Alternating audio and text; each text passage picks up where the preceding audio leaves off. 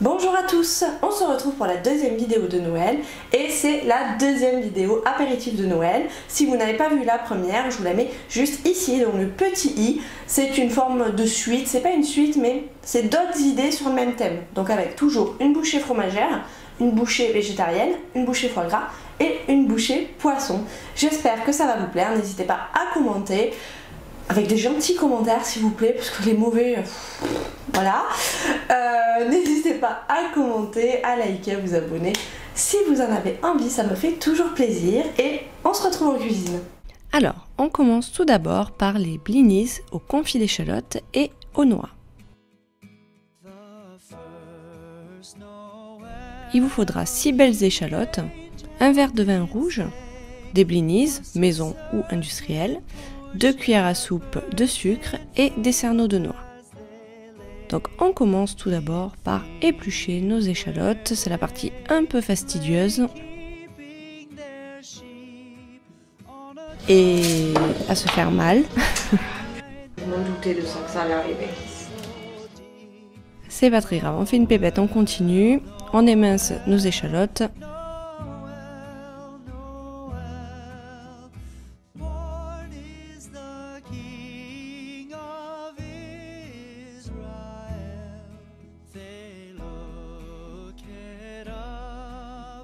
On met nos échalotes à la poêle avec un filet d'huile d'olive et on commence à les faire revenir tranquillement.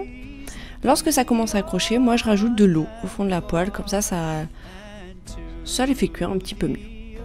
Alors, quand on voit que ça commence à accrocher comme ça au fond de la poêle, pour moi c'est bon, c'est le moment où on peut ajouter le vin rouge. Vous voyez, ça crépite, j'adore ce moment-là, et le sucre. On mélange et là on va laisser confire très longtemps. Donc à feu doux, on laisse confire. Attention à ne pas laisser cramer, je sais pas d'autres termes qui viennent, à laisser brûler parce qu'en fait le sucre va créer une sorte de caramel. Moi j'étais limite, je vous avoue, donc surveillez bien. On égoutte un petit peu nos échalotes pour pas qu'il y ait trop de jus. Et on vient dresser, on met un blinis, le confit d'échalote et une petite noix dessus parce que ça rajoute du croquant. La deuxième recette, ce sont des roulés au jambon cru et au fromage. Là, c'est du Saint-Albret. Donc il vous faudra du coulis de tomate, du fromage de votre choix, ça peut être Cantal, Saint-Albret, comme vous voulez. Du pain de mie, 4 tranches si possible sans croûte, sinon vous les retirez. Et 4 tranches de jambon, ça vous fait 8 bouchées. On commence tout d'abord par étaler notre pain de mie. Allez-y franco parce que le pain de mie se regonfle en fait avec l'air, donc vous y allez, vous appuyez bien. On met du coulis de tomate sur les tranches de pain de mie.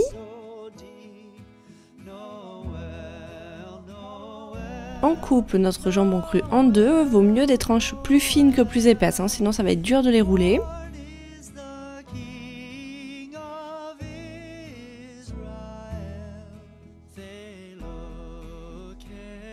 Moi j'ai pris du Saint-Albret en tranches et franchement c'était top.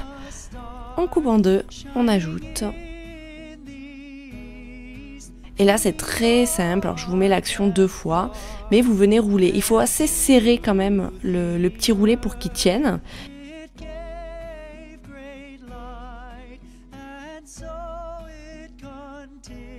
Et on coupe en deux, ce qui nous fait 8 petites bouchées.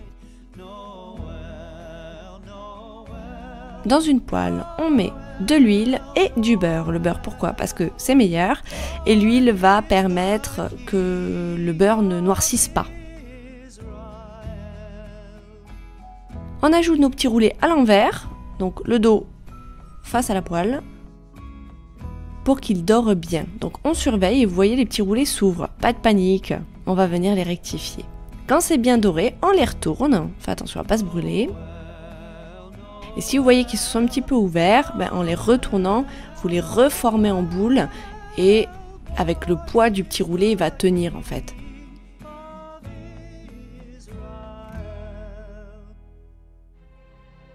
Et quand c'est bien cuit, on les réserve de côté dans son plat. la troisième bouchée sont des brochettes de gambas au chorizo. Pour cela, il vous faut autant de gambas que de bouchées que vous voulez. Donc là, moi j'ai fait à peu près 8. Donc 8 gambas, du chorizo de quoi faire 8 belles tranches et des pics en bois. Alors la petite astuce, c'est qu'on va essayer de faire des tranches aussi épaisses que le gambas. Mes gambas étaient plutôt petites. Oui, j'ai mangé du chorizo comme d'habitude. On coupe nos tranches de chorizo. Moi, elles étaient même un peu trop épaisses, je vous avoue. Donc faites pas trop épais non plus. C'est le ou la gambas d'ailleurs? Ah zut. Bon, on entoure, on va dire le. On va dire que c'est masculin. Allez. On entoure le gambas avec une tranche de chorizo et on pique.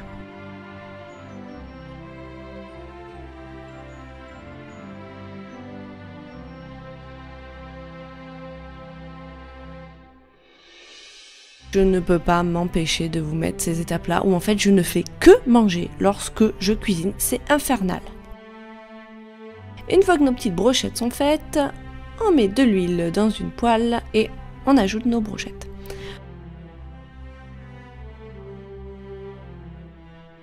On sale, on poivre. J'ai rajouté du paprika, du jus d'un demi-citron. Tout ça est purement optionnel. Vous pouvez le faire sans aromates, vous pouvez faire des aromates comme moi directement à la poêle, ou vous pouvez faire une marinade. Vous mettez de l'huile, du sel, du poivre, du paprika, du piment d'Espelette, du citron. Vous faites mariner une demi-heure et après vous mettez à la poêle, c'est comme vous voulez. Lorsque c'est bien doré, bien cuit, vous les mettez dans votre plat. Et enfin la dernière bouchée, des figues farcies au foie gras. Franchement, c'est super sympa à réaliser. Je mange pas de foie gras, mais il paraît que c'était très bon.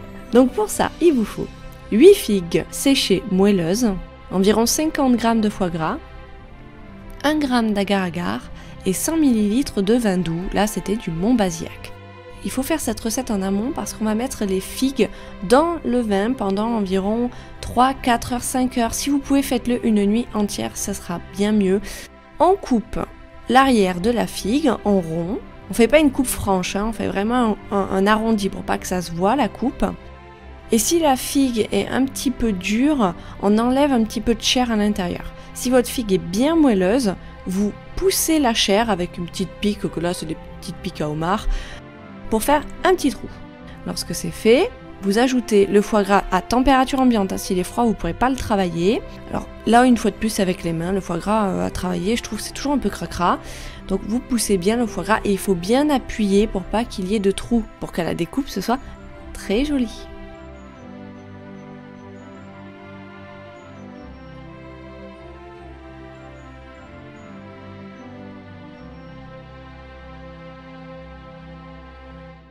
On ne jette pas le vin qui a servi à ramollir un petit peu les figues. On va faire une gelée avec l'agar-agar. Donc on met le vin dans une casserole. On laisse un petit peu chauffer, pas trop. On ajoute les 1 g d'agar-agar. Et là on laisse bouillir.